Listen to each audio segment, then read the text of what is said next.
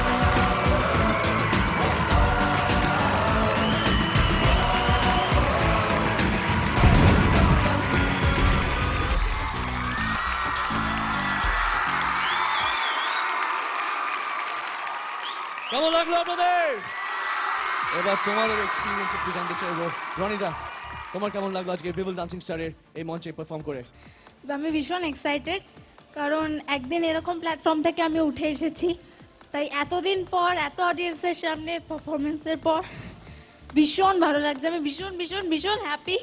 Thanks to Star Jalsha very very very much. এই যে তোমার কেমন লেগেছে? আমার খুব ভালো লেগেছে। আমি আগে খুব ভাবতাম আমি কবে ডান্সিং স্টারে যাব, তবে এখানে আমার সবচেয়ে ফেভারিট ডান্সার হচ্ছে ওটা থাকতে আমি কেন? And my favourite dancer also টোটাঙ্ক। এই তো সম্পূর্ণ। খুব ভালো লাগছে, প্রত্যেকের পারফরমেন্স খুব ভালো।